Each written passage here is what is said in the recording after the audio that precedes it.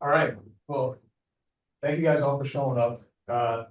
So as you guys probably already know, today is, this is my achievement for Working Life. Holding, it's a little bit different than what I initially advertised. So initially I was gonna have, gonna be an entire panel of, elder Filipino immigrants, but change of plans a little bit. We're actually gonna have three different generations here.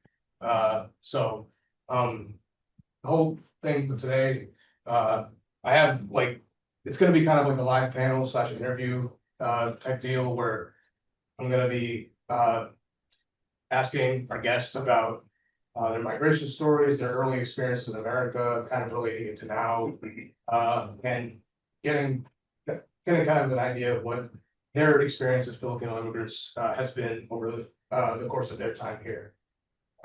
If you guys like to introduce yourselves, whatever order you guys feel. My name is Lexie. Hello. Hey. I'm a third year here at UMass Boston. I'm majoring in biology. And I immigrated here in the US in 2019.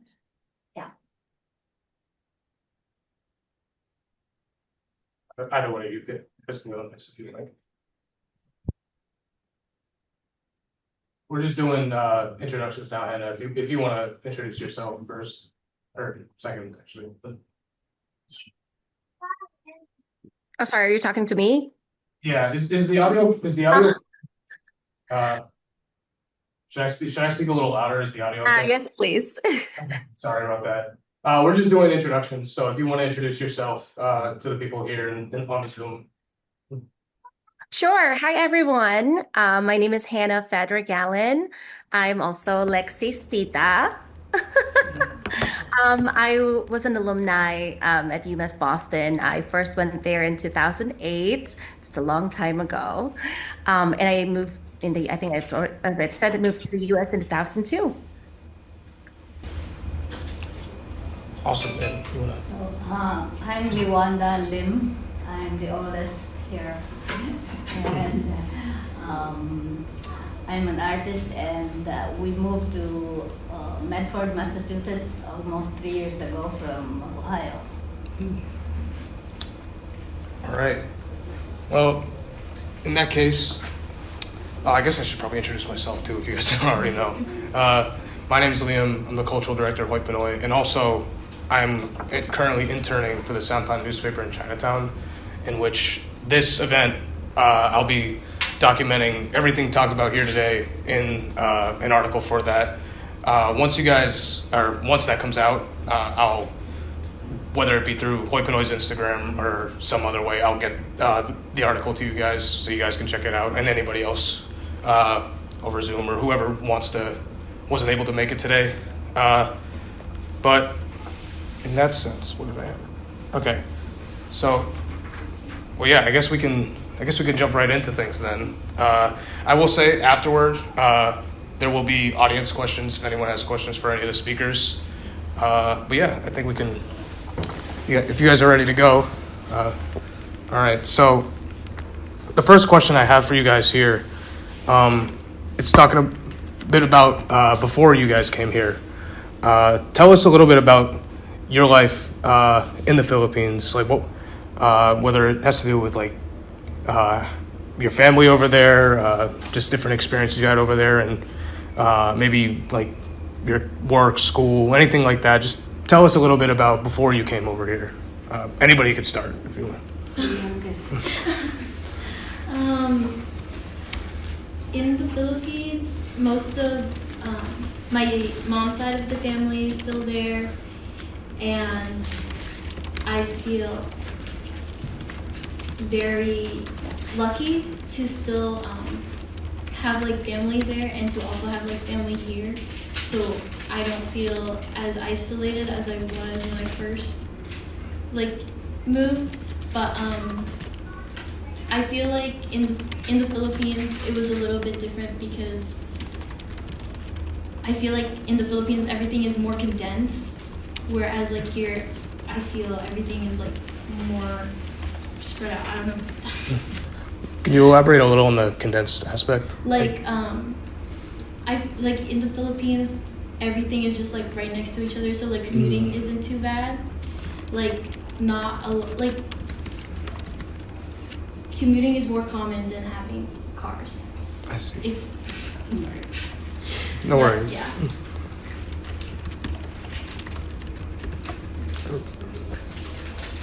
Anybody can follow up if you want. Oh, I think you're muted. There you go. Well, for me, growing up in the Philippines, I felt like life was simple, yet like what Lexie was saying, like you have like this sense of community of people like helping you. You probably have your yayas, your drivers, you have neighbors all around you in a compound, probably like your family members and relatives. Here in the US, you have to like drive 30, 45 minutes to get to like your next relative. So I think I agree with Lexie's experience too. Also, like my dad like moved to the US to be under petition when I was only 1 year old. So I felt like I have like this world of like my dad is there but also not there, and I feel like a lot of Filipino Americans or Filipinos can relate to that because it's like usually it's like you have like one or two parents like working overseas. Would you like to? My husband and I and our two kids left the Philippines in the middle of the 70s. My husband went to Canada earlier than we did, but it was that time in the Philippines where there was a lot of social and political turmoil. If you remember, Ferdinand Marcos, who later became a dictator, was president since 1965. And in 1972, he declared martial law because he wanted to prolong his stay in power and damage the country. And also because from the nationalist point of view, martial law was declared on the prompting of the United States. You remember the United States was engaged in the Vietnam War during that time. And the Philippines had military bases from which U.S. forces were launched, and also Filipino soldiers joined in the fight against the Vietnamese, the Viet Cong. Okay, so that was the atmosphere during the 70s when we left. It was a very frightful and very fearful time of our country. There were a lot of student and labor unrest. There were a lot of rallies and other social protests against the Marcos declaration of martial law. And at the same time, it was part of a lingering movement that wanted to assert Philippine sovereignty and nationalism. And for the most part, it was an anti-imperialist movement because, as you remember, the U.S. colonized the Philippines since 1900s, and they considered that even after we were given independence, we were still, and some people still consider the Philippines as still a neo-colony, especially now that the U.S. is engaged in a life and death struggle with China, and the U.S. has installed 5 bases, not really bases, but military installations in the Philippines to counter China's military might and presence. So that was the background of the Philippines when we left. And my husband and I decided to leave for Canada because we were very fearful, because there was suppression. Nobody can just go out and express yourself. Otherwise, you'll be put in jail. And if you had leftist beliefs and you were a nationalist, you would also be in trouble. So we left for Canada, and also because we wanted our kids to have better educational opportunities. So if you recall, martial law is a state where civil rights are suspended and the military takes over the civilian functions of the government. Okay? Thank you. And also, just to clarify for you, Lexie and Hanah, did you guys grow up like in the same house together at all? Okay. So you guys were different area at the time. Okay. Yeah, I just wanted to make sure of that. All right, let me write that down. I would also like to add that my husband was an electrical engineer and he worked for GE Philippines, and I was a teacher at the University of the Philippines, and I taught art history. Got it. All right. So, Lola, Lewanda, you touched on this about what led you guys to move over to North America at the time. So, I guess for everybody, I was wondering. So, for Lexie, Hanah, and if you want to add anything else as well, what led to that move abroad, and how might that process have been challenging for you and your family at the time? Sure. Oh, Lexie, go ahead. You can go. Well, ultimately, I think what led to the move abroad is family. We are like the brothers of our dads. We're like under petition, so that's pretty much the primary factor there. And and also secondary is like way of life and education, just being like having like a better shot at like our futures. I think the difficult part is leaving everything behind, like everything that I moved here when I was like 12, 13. So I was still kind of young, but at the same time, I've lived a part of my childhood in the Philippines already. So I've established that, kind of culture and like friends and like just kind of like way of life there. And then, all of a sudden you have to uproot yourself and uproot your culture and the world that to come to a new place where you have to relearn everything culture-wise and to make sure you assimilate, to make sure you learn like the language and like the slangs and like kind of just like all that culture stuff. So it's a lot of challenges along the way, because like people would probably recognize your accent if you just came here, and they'll be curious in like who you are and where you're coming from. So yeah, when I came here, I was the only Filipino in my middle school. So they were very curious about like what we ate and what we spoke and how life is and stuff. And I was like, oh my God, I'm just like you guys. Yeah, like I would say, just as what Tita Hanah said, my dad's side of the family, which is like including like Tita Hanah, most of them were already here when we were still like back in the Philippines.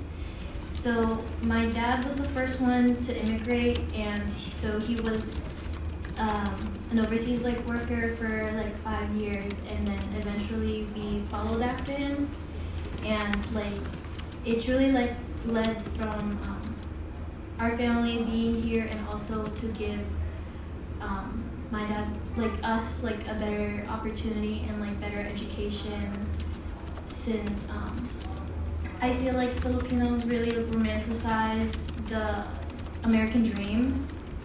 So that's kind of what my family was like why we're here. Got it. Yeah. And Lola, Lewanda, was there anything you wanted to add? I just wanted to add something about the martial law. The reason some people think that martial law was imposed because of the threat of nationalist groups to remove American bases in the Philippines. That was, I think, the major political factor that pushed the Marcos regime to declare martial law, because they were afraid that if people in the Philippines would revolt and kick out American bases, that would be a big, strategic blow. I mean, in a way. So when we moved to Canada, we moved in the middle of winter. So you can just imagine the bodily shock we encountered, For sure, from yeah. a tropical country to the middle of a deep freeze in Canada. I remember when one day we had a squall. Do you know what a squall is? It's like a storm, but instead of water, it's snow. So we were caught in somewhere downtown Hamilton, where we live, and you could not see in front of you. It was like a curtain of snow right in front of you. That's how severe winters can be, And so we had to really cope and find ourselves in a situation where we have to learn how to bundle up and brave the cold. But at the same time, we had friends. We made friends with Filipino immigrants, and that kind of cushioned our life and our sense of loneliness and homesickness. It's very important that you find your own immigrant community if you move to another country, and that was very helpful. Now, can I ask where did you find other Filipino immigrants in Canada? Was there like a community center or anything like that? No, they had informal groups like barcadas and okay. then they came to us to introduce themselves, and we became friends, and so that was our circle of friends. And Awesome. anywhere nowadays, I think anywhere you go in the world, in the planet, you find Filipinos because of the biggest diaspora in our history. All right. Well, thank you. So the next part I have here, well, you started off in Canada, so Yes. this will be a little bit different for you. But I was wondering about your guys' early days in America and how sort of like you were talking about when you got to Canada, immediate winter storm and how you had to adapt like that. So what were some sort of culture shock moments or difficulties you had to overcome? Do you have any stories that have a lasting impact or that you can remember being big obstacles to overcome during that time? Or yeah, it's sort of like those culture shock moments. Is there anything like that comes to mind about your early days here? Yeah, like Tita Hanah, when I first moved here, I started going back to school in the middle of 8th grade, so that itself was already isolating. But then also, I was also the only Filipino that I knew of in my class or in my school, so that itself was I feel I have no one to share my sense of culture with anyone except for my family. But then I feel something that was lasting to me was the racism that I experienced in my freshman year of high school. Someone was telling I didn't know the stereotypes that Asian people experience or eating cats or dogs. Someone made a joke being oh, you eat cats, right? And I was what? Yeah, so that was kind of impactful, and yeah, it was very isolating because even in my school it was a predominantly white school, so there wasn't a lot of people of color, there wasn't a lot of Asian people, so yeah. And can I ask, where did you go to high school? Taunton High School.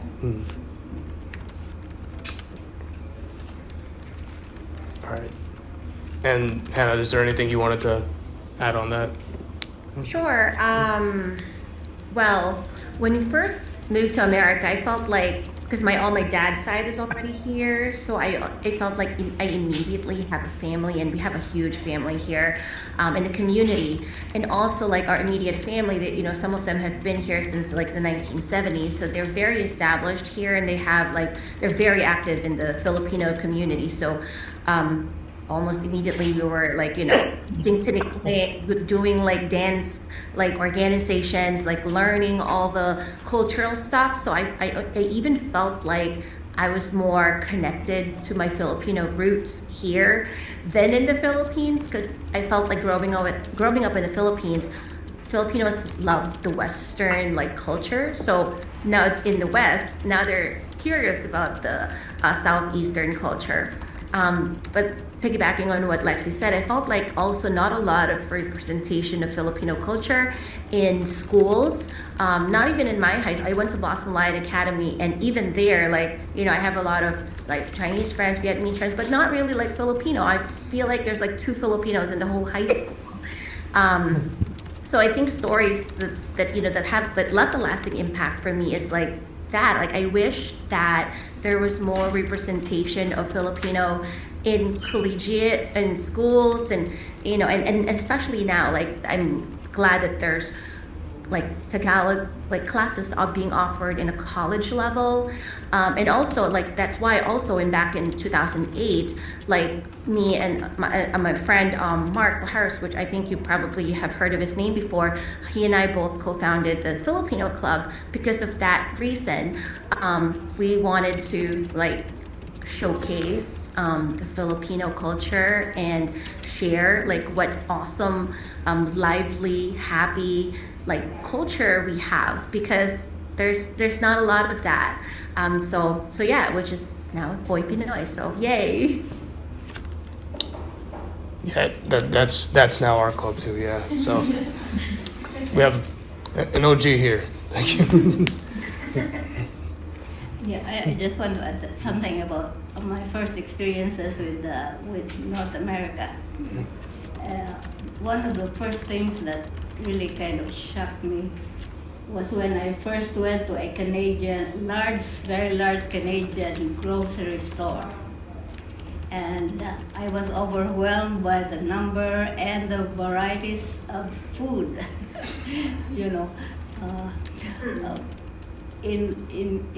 In a way that really felt like, this is something that I never felt before. Like you were saturated, sated with all the different kinds of items in the shelves and all that. And somehow I kind of felt so shocked that such abundance and variety would exist in a different country.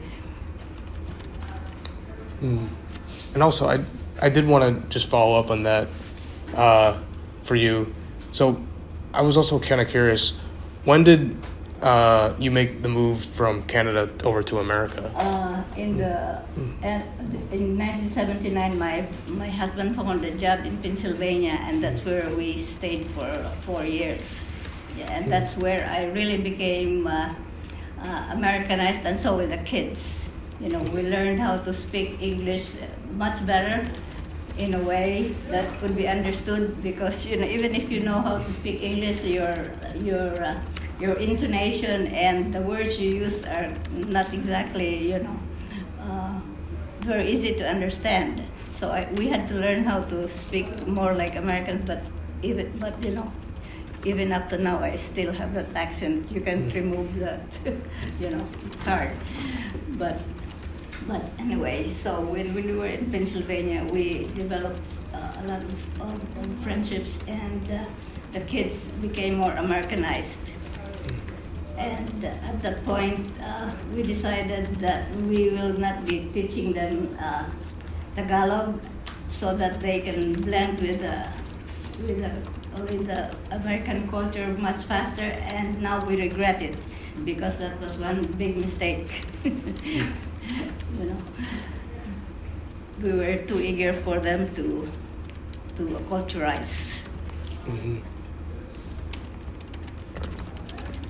but now they want, they say that we should have, we regret not having taught them how to speak Tagalog. Have any of them learned since? Just a sprinkling, but it's our fault. Well, thank you guys. So, kind of piggybacking off that, Lexie, this one will be a little bit different for you. But so I was curious about like how your guys' journey over here may have led you in the direction that of the career you guys have taken up or plan to take up in your case, or even through like you said you majored biology, if that had any influence there or anything like that. So I was wondering kind of like what your migration journey, how that might have impacted how the life you've paved for yourself career-wise or even like social-wise in that sense. Well, like ever since I was younger, I've always been interested in science. So, and then being able to like have that opportunity here was very, it was very good for me. But I feel like what Tita Hanah was saying earlier, like I feel more connected to like my Filipino roots, like when I moved, and I plan on kind of like continuing that for like a very long time in my life. Yeah, because like in the Philippines, I feel like the focus was to kind of go with the trends of like the Western culture, and like now I'm here, it's like, no, I want to be with my culture or like represent my culture more. But, yeah. Awesome. Well, for me, the career, so right now, professionally, I'm the director of marketing and special events at the Ronald McDonald House. In my previous life, I was working on the news stations, both for NBC and NECN. So I've always loved storytelling. Like I love stories. I particularly human stories, and I've always stayed close to my personal mission, vision, purpose.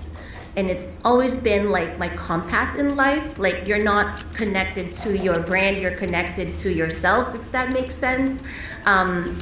So right now, like I just have the honor of gathering and telling stories of like the families and their medical journeys at work. But like before, I had like the honor of like telling stories of like people that you see in the news. So I think that's kind of like you keep close to your heart what your passion is. And then I feel like as you continue and make that your compass in your life, you just like the way just opens up. Like I've loved storytelling, I love stories, and I felt like because I seek it all the time, because it's something that I enjoy and passionate about, it just, I feel like the path just opens. So, yeah.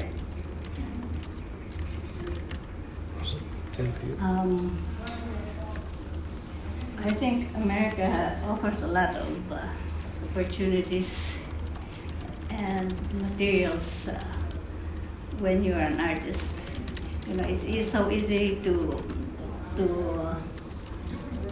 find materials that are cheap and many opportunities for an artist to grow. And that's, I think, one of the advantages of being in America. And you have all the freedom to express yourself. But also difficulties in getting into the art market, because America is art is so commercialized, and you have to get into the whole museum gallery system, and that's one of the difficulties that artists, especially minority artists like we, have met. But anyway, when my kids went to college, I enrolled in a graduate program at the State University of New York. And so from then on, I started to really work harder and more seriously in my art. And after I graduated, I focused on certain things in my my artwork, and the two areas of interest were the environment and the narration of Filipino American history. So I have two series of works that depict in the visual terms the immigration stories of Filipinos in the West Coast, especially, and the colonial background of the Philippines, to explain more or less how Filipinos have become what they are. So, I really want to emphasize the fact that the Philippines has been colonized for more than 350 years. If you look at it from a psychological point of view, you would wonder how the national psyche or consciousness would have been affected by that very long period of colonization. And colonization always implies that the colonizer debases the colonized. We were made to feel that we were inferior for more than 300 years. You can just imagine how that affects the consciousness of a people. And so a lot of how Filipinos feel, especially the so-called colonial mentality, can be understood from that point of view. And you can understand how it is a struggle to free ourselves from being, so colonized in our mentality that we always think anything that's from the West, especially from America, is better than what we have. And so that's still an ongoing struggle, I think. Especially when I went home. I have a piece in one of my paintings where I was inspired by an ad that I saw in one of the newspapers back home, where it says, "Pumuti na talaga ako," and it showed a girl, that's much fairer after using whitening cream. They were advertising whitening cream. So if you look at my website, that painting is there, and it underlines that whole problem of colonial mentality, which is one of the factors that keep us down. And do you have I could actually pull up your website right now if that's fine. Do you have It's Oh yeah, I can go over it real quick. Mga Kwento. My series is called Mga Kwento, or Stories, Our Stories. So it's a visual narrative of our colonial past and the early struggles of Filipino Americans, especially in the West, and the conditions of Filipinos later What's on. the website for it? Like the It's the www.mangakwento.org. how do you spell that? Mga MGAKWENTO.org.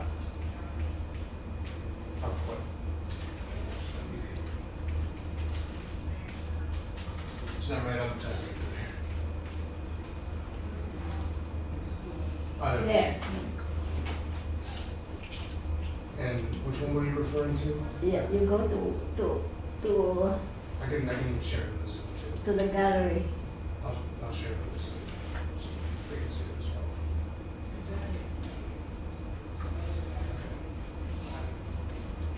You go to portfolio. You go to portfolio. Here we go. There.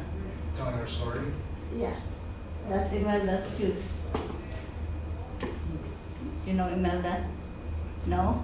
He was infamous for her collection of more than 3,000 shoes, many of which she never wore. Yeah. When they were overthrown by the people's power, they saw a whole collection of her shoes, and that painting is a replica or a copy of the photo that they took of just a part of her collection. And it was all those shoes were paid for from Yeah, they taxpayer money. So it was stolen money. It's stolen money. Yeah. Okay, so go ahead. Go ahead. Which one is it? Go ahead. Oh, Someone. yeah. Someone. Oh, is it this one? Yeah, it's one. This one. This one. Yeah. Oh, There. yeah, there you go. So that's the, when I went home, I was really shocked to see, even in the grocery stores, you have whitening cream, and there are even whitening centers, where. So that's, the title of this piece is called I Need a Tan. It's like a ironic twist on, how Americans want to sunbathe and have a tan, and Filipinos want to be white. Yeah. Yeah, like back in the Philippines, I actually used to use kojic soap, which is like popular of like whitening your skin.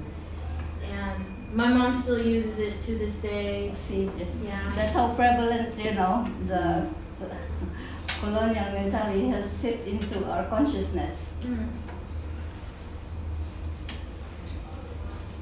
Yeah, well, so if you guys are interested in looking at any more of the Lolanda's paintings. Now, I want to show the, Oh, yeah, sure. go ahead, some more. I'm going to show the infamous 1904 World's Fair. Do you know about the incident in American history? Is I it think there? it's like back into the, yeah. This one over here. This one? Yes, that one. That's a very good reproduction. But anyway, in 1904, when we were just, colonized by America, there was this big international World's Fair in Missouri. And it had acres and acres of exhibition spaces, and 19 of the acres were devoted to the Philippine Pavilion. And in that pavilion were shown, Filipinos, and they especially featured the Igorots and the tribal people. And because the Igorots ate dogs, they wanted them to show how they killed and ate dogs in that pavilion. And so it was a sensation, and it became like so some people called it like a human zoo. They were exhibited like, like not like humans, but something that could be shown to show that Filipinos were not civilized, and so it needs to be educated and civilized by America. So that was some kind of exhibit to justify the colonization of the Philippines. So it was in 1904. Yeah, before I switch back the screen, is there any other one you wanted to just, To show. yeah, any of the, Can you show this one? Okay. Now, This one? yeah, as you probably have heard, the struggles of the first Filipino immigrants to Hawaii and the West Coast in California and Alaska and Oregon were very trying and tumultuous times, because Filipinos were contracted to work in farmlands in California because of the labor shortage that was caused by the expulsion of Chinese and Japanese workers in the late 1800s. You remember the Chinese came to America to help build the Continental Railroad, and also they came for the gold rush. But after a while, because the white workers felt threatened in their jobs by white yellow labor, it's called the yellow fever, they were sent back. They were expelled from the country, and so they needed new immigrants, new laborers. That's why Filipinos were recruited to work in the farmlands of California and the gold mines and canneries in Alaska. That's how many Filipinos came over to America in the thousands. and mostly men. And the men, because they didn't bring wives or girlfriends, had to look for women. And at that time, there was an anti-miscegenation law that applied to blacks, and it was also applied to Filipinos, to brown people. So they were not allowed to marry whites. So until it was abolished in 1960s, I think. But anyway, so there was a lot of turmoil and conflict among the white workers and Filipino workers, and there were a lot of riots and fighting and even killings during this time in the 1920s and 1930s. I do remember learning about that. I forget which class I did. I do remember hearing a bit about that. And this is an example of this painting is an ironic twist on that incident where Filipinos were not allowed in certain places, like in restaurants and hotels, and this positively now Filipinos allowed was taken from an actual picture of a restaurant door that had that kind of sign. In some cases, they said possibly no Filipinos, and dogs. Filipinos and dogs not allowed. But anyway, so this is my take on that particular phenomenon, where I put the rid of fruits and vegetables, where the farmers, the Filipinos work in the fields to form a welcoming grid, but at the same time they're being kicked out from establishments. Thank you so much.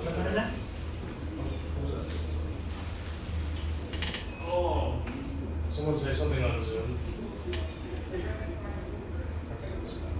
But yeah, if there's this is Lola Lewanda's website here, in case you want to look through the gallery more. I mean, we only saw a few of them right now, but these are incredible, especially you breaking them down. Yeah, I have all of 21 pieces to narrate the Filipino American saga.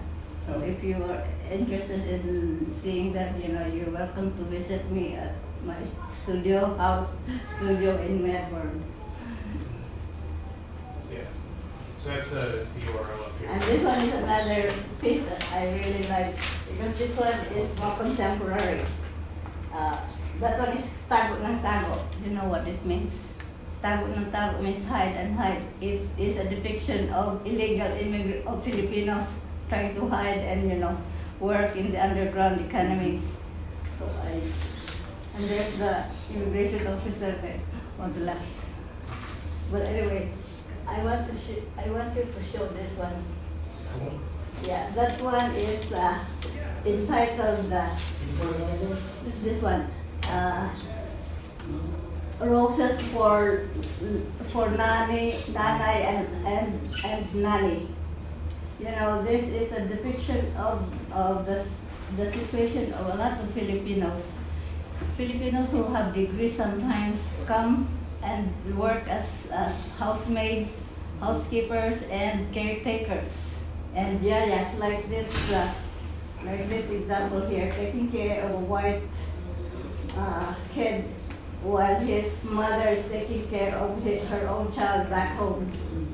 And there's the wild black at the back, and down over there, and Mary, and so that's a kind of commentary on the sad plight of a lot of Filipinos who have to get out of the country to work because they cannot find work back home, and so families are damaged. Are separated, and that has a lot of psychological, social, repercussions. Pardon? Yeah. Okay. Yes. thank you so much for showing off some of your work here. It's fantastic. Oh, thank you. As you realize, you can show it. Yeah. That's Yeah, good. I thought of that while you were speaking. I was like, oh, I could show some. Yeah, the website's there if anybody else wants to take a look. I'll stop the sharing right now so we could take a look at some of them more after if you have some time. But on that, let me just pull my thing back up. Sorry, I am taking a lot of your time. Oh, no worries. We have this place till 6, so. Well, on that note, my next question here is kind of like, I think everybody touched on it like somewhat like here and there, but I was curious about how you guys look at your migration journey from the Philippines, looking back on it now. Is there anything you kind of wish that you may have known back then? Is there anything that you can take from that has shaped you today?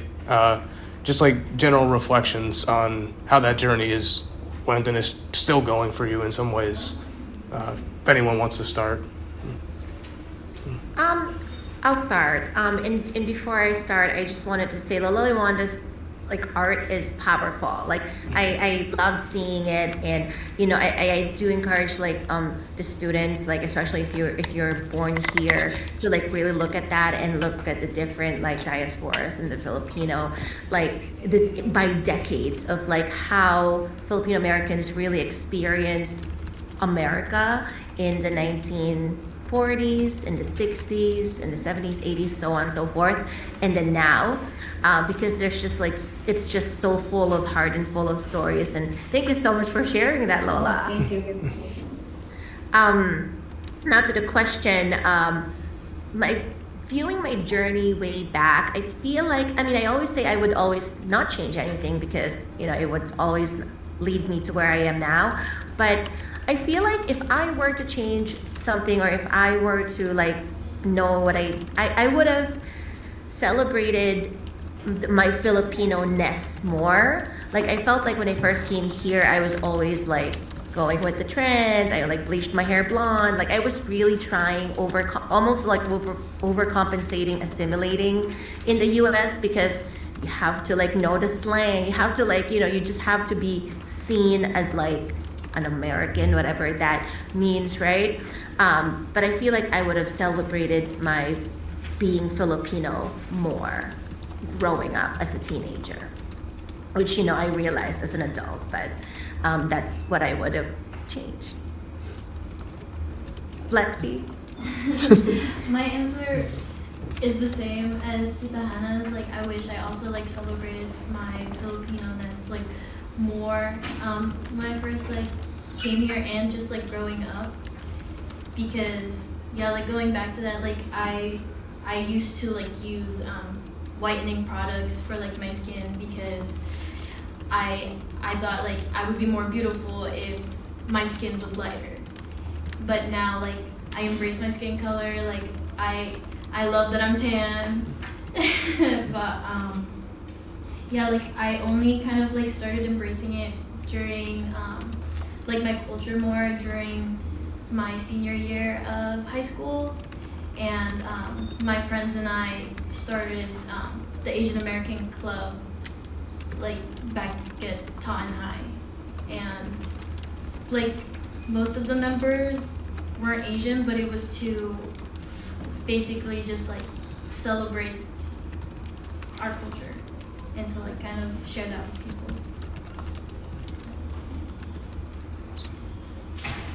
What was the question again? Oh yeah.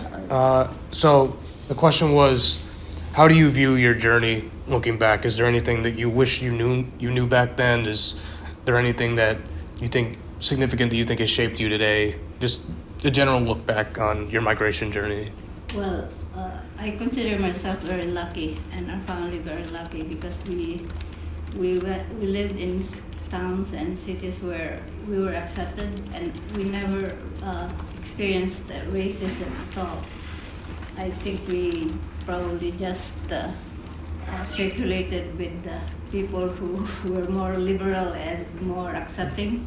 And so that was one of the things that really made me feel lucky and happy to be here. At the same time,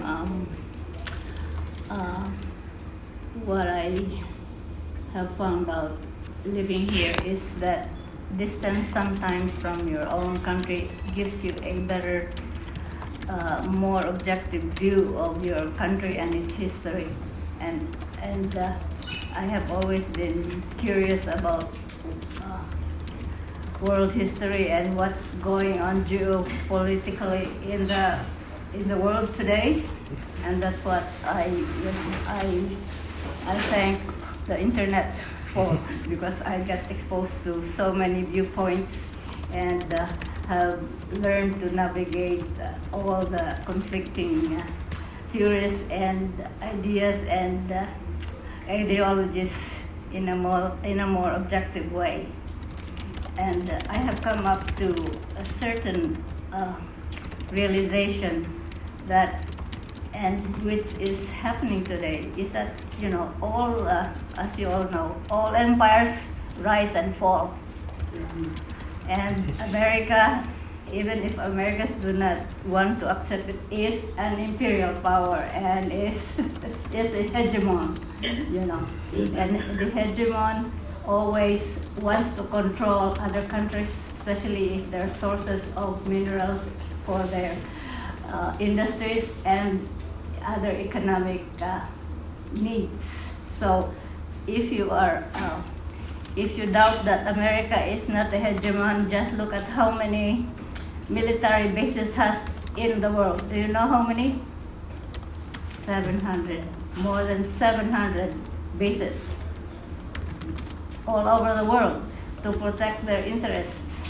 So, you know, if you are a hegemon, if you are an empire, you have to protect your interests. So that's why America is all spread out in its control of different states, of different countries and former colonies, including the Philippines. And do you know how many military bases are surrounding China? 57. So they have actually encircled China so that, you know, in anticipation of a major confrontation. Because, as you know, probably America is being challenged by China in terms of economic and political power. But you cannot say that to Trump. Sorry. I'll be in trouble. Well, thank you guys so much for that. So I have one more written question, and then after that, there'll be kind of a general reflection portion. Lexie, this one doesn't pertain to you as much, but for Hanah and Lola Lewanda, I was wondering, and you could still provide anything you have if there is, but I was wondering what advice or guidance would you guys give younger generations of Filipinos, or even just immigrants in general, or children of immigrants who are in the process of adapting to a new country, or going through things similar to what you guys have? What sort of guidance would you give people like that? All right. For me, what I would say is stay true to yourself. And by that, I mean learn about your roots. I encourage you to learn about yourself by going way, way back. And by way, way back, that means beyond just eating adobo and dancing to nikling. That's finding your power and finding your actual roots pre-colonial times. And I think Lewanda would agree, right? Back when the Filipinos are warriors, seafarers, like back when there's balangays in the ocean, and before the colonial, before we were told we were small, learn about who we were when there's chieftains and datus in the Philippines. That's my advice, is claim your power by learning who you are. Awesome. I agree. Yeah, I think that's one of the things that, Filipino Filipino American youth would benefit if they study their history and learn about not only the Philippine history but the world history as well. And what I have been observing through the net, also the internet, has been a resurgence in the Philippines of interest in learning about pre-Hispanic culture. Did you notice that and I'm really happy to know that people are trying to go back to our roots before the Spaniards came, because as you know, the Spaniards practically destroyed our culture. Our language was destroyed and disappeared.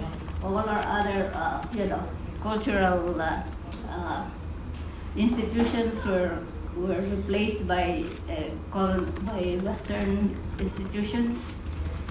And so this group, I think there are several groups in the Philippines who are trying to patch up different sources of information about how Filipinos lived before the Spaniards came. And they're coming up with a picture of Filipinos as very highly civilized and internationally connected before the Spaniards came.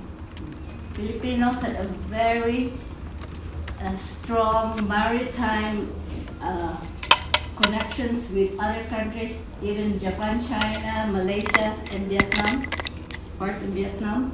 And they were very skilled sailors and boat makers. And they had a very lively interchange among Asian countries.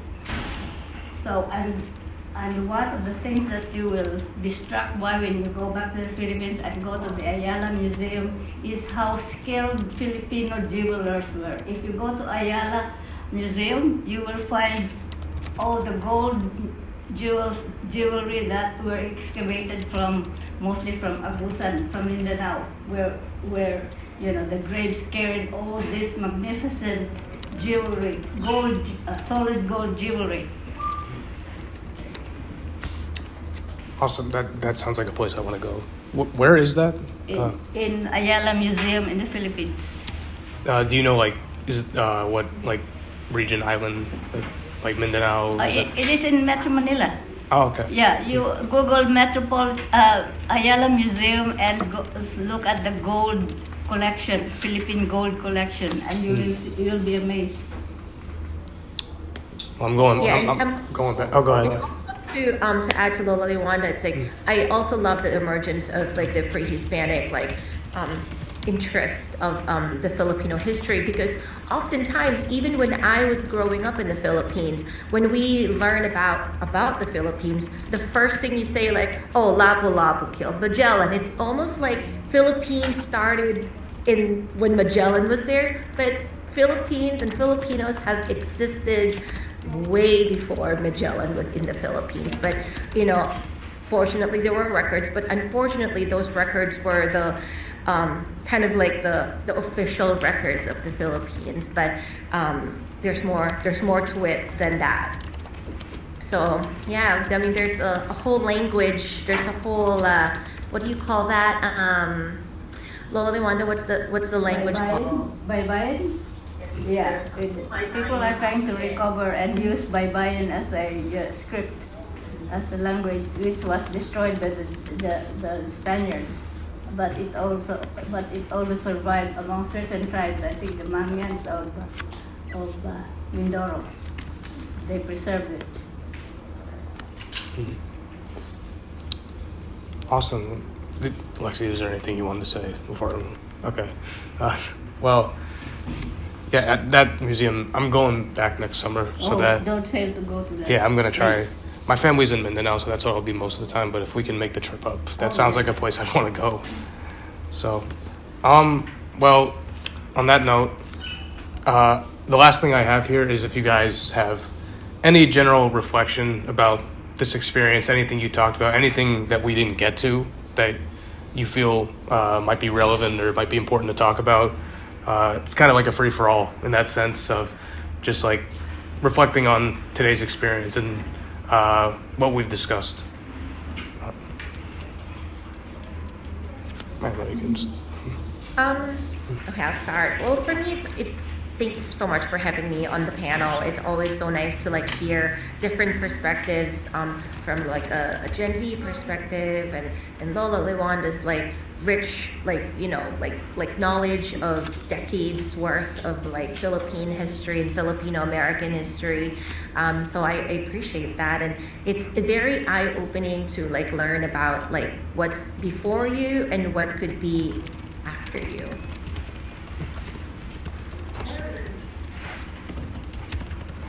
Either of you guys. Also, as an older person, you become, I hope, wiser and more broader in your view of life. And I read this book about the inheritance by a British anthropologist named Harvey Whitehouse, and he has a very profound message to all of humanity. Almost all anthropologists have studied all kinds of cultures all around the world, and they have come up with 3 human biases. They said that is found in all cultures, and these are first. Conformity is one bias that is found in all tribes and all peoples in the world. You want to conform to belong to a group or an ideology or something. Then the next bias, he says, is religiosity. Religiosity in any form, a belief in ghosts or spirits or a power beyond what you see, is all present in all tribes, in all groups of people all over the world. And the third bias, they say, is tribalism. And this is one of the major hurdles that, causes all the troubles we have, because people want their tribe to be number one all the time. That's why we have wars and all the troubles we have. Because like America, I consider as is engaged in hyper tribalism. Countries or nations that want to control and dominate the world or other people is just an expression of a hyper tribalism. And the author thinks that as humans we have to overcome all these biases that have undergirded our civilization and become more mature and stop like tribalism, to overcome tribalism and consider ourselves not as individual nations but as a human species, a humanity living in a fragile planet that is in danger of being destroyed, so that we can just consider ourselves as earthlings, not as separate tribes that are fighting each other, but we should all try to cooperate, stop fighting, help each other to grow and develop and become united as one species and try to save the planet from disaster. So that's my last take. And I believe in this particular kind of viewpoint, we should stop just fighting. And you said you got that from a book. Do you know what it's called? It's Inheritance by Harvey Whitehouse. Got it. Thank you. Lexie, you have anything you want to? It's just always interesting and enlightening to hear other people's stories and like other and like their journeys. So it's like having to connect with people is always just heartwarming. All right. I think before we close things out, I'll give my sort of reflection on how this has gone for me as well. First of all, I want to thank you 3 for being able to speak today. It's an absolute pleasure. Lexie, I know it was very last minute for you too, so thank you so much. I think it's so fascinating to hear three different generations sort of speak on their experiences and see where there's different overlap and see where like there like for instance the Philippines you came from, Lewanda, is obviously in a very different situation. I know right now in the Philippines there's other things going on, but it's very fascinating to me and very interesting to see how all these different although the time you may have left may have been different, where these things differ and where these things overlap and how that's sort of shaped who you guys are. And it was super cool hearing you guys' stories. I appreciate you guys talking about this, being very vulnerable in some places. It means a lot, and I'm really guys, thank you for coming out today and being part of this. Absolutely. Thank you. Yeah. Thank you for giving us the opportunity. For sure. It's really nice to share. I think they definitely deserve some applause. All right, so before we wrap things up, I'd like to open it up to anybody in the audience if anyone has anything to ask. Any three of them. If you guys have anything. So a lot of what you talked about was about the about having like an anti-colonial mindset. And beg your pardon. Sorry. A lot of what you talked about was about like anti-colonial mindset. Yeah. And you said that you owe that a lot to like the internet and being able to like do like more research and having different points of views to like go to. Do you think that you would have kind of well, first of all, did you already have this kind of viewpoint when you were still in the Philippines, or did Oh, this yes. arrive? Oh, okay. Yeah, because I was in the 70s and even before that. I went to school at the University of the Philippines, which was the seat of nationalist, movements. The problem of the Philippines has been analyzed by different political scientists and historians and everybody else. And one of the things that they emphasize is the situation of colonization that has, been visited on our people for so long, and we're still struggling to get out of that control. Not physical control, but economic and mental, psychological control, which is, I think, harder to remove. Thank you. Anybody else? On that note of I guess,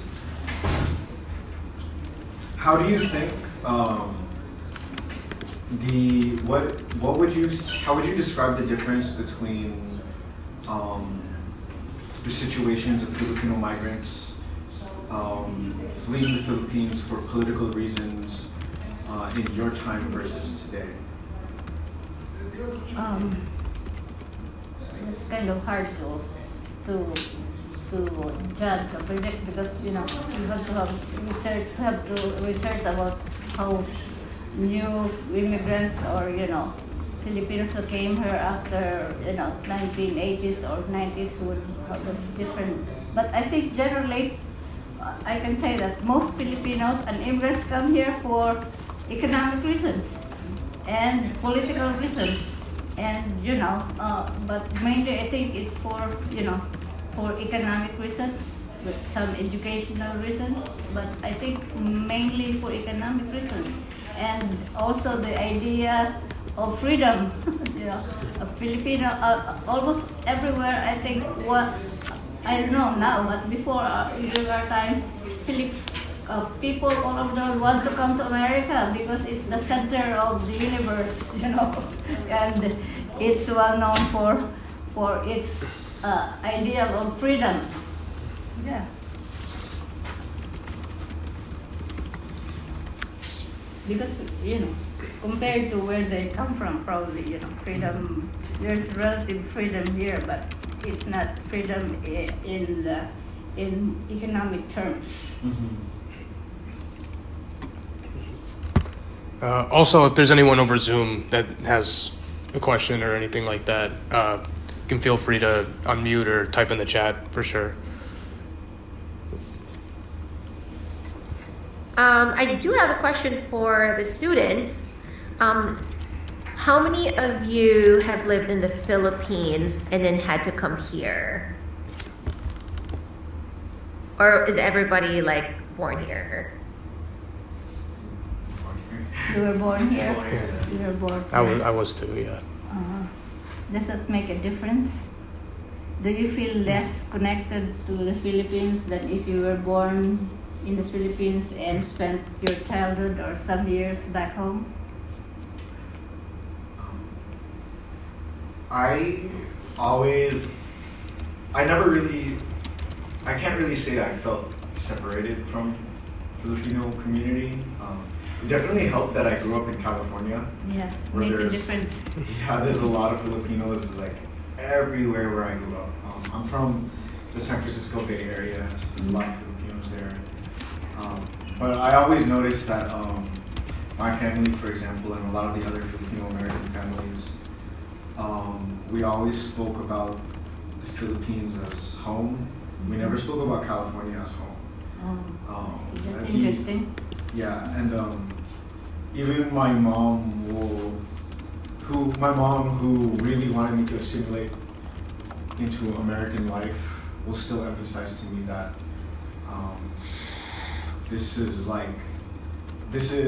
America is a home, but it's not our home. And I think that for me, my interpretation of that over the years is that a lot of my family and a lot of people's Filipino Americans families, whether we were aware of it, we miss home because we were kind of ripped out of, we were kind of forced to migrate. It wasn't really a choice. It was either you move your family over to the States or you struggle to feed your family. That's not really a choice. So we were ripped away from our homeland so quickly that we never really had a time to really understand what it means to call a place home. And so now, for a lot of Filipino American families, a lot of Filipinos born in the U.S., they don't really have like a sense of homeland in their mind if they haven't seen their land back home. And so we're all kind of, I joke that, personally I like to joke that like so many Filipino Americans enter a phase where they're like obsessed over our own culture. Mm-hmm. And I think it's something that kind of, it's like a necessity, but also it's inevitable because we get ripped away so quickly that it's like a heartbreak that we feel. There's a void in your soul. Yeah. And we need something way more than just. I guess like as someone was saying earlier, adobo and dentes to fill that void. It's something deeper in community connection, and yeah, that's how I feel. Yeah, thank you for sharing that. I don't see you, but I can totally hear you. Oh, yeah. And that's it. I love what you said too. And it's like, like growing up in a bicultural like society, it's like you don't know if it's like not Filipino enough, but not American enough, and not white enough, and not this enough, but it's like to have that identity, like kind of like finding out who you truly are. But yeah, I think you just follow your heart and follow like where that identity leads you, then you'll find it. It's definitely beyond ube, because I feel like also like when Filipino culture is represented in the mainstream, it becomes a little bit more, I mean, for a lack of a better word, like whitewashed. So it's like ube is like, we know ube as like ube, like a dessert in the Philippines that they create and they make in the provinces and they cook it during fiestas and stuff. But then here it's like a an ube flavored ice cream or like something you get from Trader Joe's, but it's like it's not what it is like. Yeah, it's very Locally. superficial.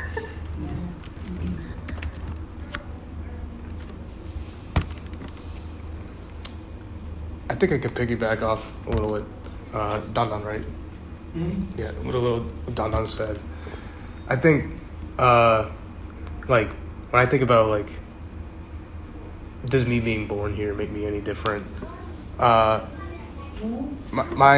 upbringing, I mean, it was especially weird for me because I'm half white, so I'm not full, and there was like most of the other Filipinos I knew growing up were also half white, but most of the exposure to Filipino culture I had was kind of like the stuff you guys were talking about, the surface level stuff, and I never learned Tagalog or anything. My mom can speak Tagalog and Visaya, but I didn't learn either. I learned like maybe just a few words and phrases that she'd like say to me, but I think over the years and it's definitely been like sort of an identity battle for me in terms of where I stand on things like Filipino, Asian, white, American, all these different titles, and how at certain points in my life that affected me differently, and not just like affected my own like mental state, but affected how I acted, who I hung out with, all that. And I think for me, there definitely is some differences, I think, but I think the biggest thing that has happened for me is just like the people have really allowed me to sort of embrace my identity as not even just a Filipino, but just like as me. And I think that's played a big factor in my life and how I've sort of come to terms with the things that make up my identity. You are that they call a hyphenated Yeah. person. Mm. And that's a good thing to live that by racial condition. Because I think most Americans are biracial in a way, they're all mixed, most of us. Probably, yeah. Guess we got one last call for any more questions. Zoom or in here, if there's anything. I have a question. Okay, go ahead. So my name is Emily, for those on Zoom, and I'm a program coordinator of the Asian American Studies program. And I'm not Filipino, I'm Cambodian American, but I found a lot of different connections and similarities, especially talking about like the colonial mindset. Like I also was using like papaya soaps and kojic soaps to lighten my skin, and I was also dyeing my hair blonde in high school, and doing all those things to kind of assimilate. But one question that I had for each of you, or any of you who wants to answer, is there like any personal mindset or like daily practices that you do to kind of undo those internalized colonial mindsets?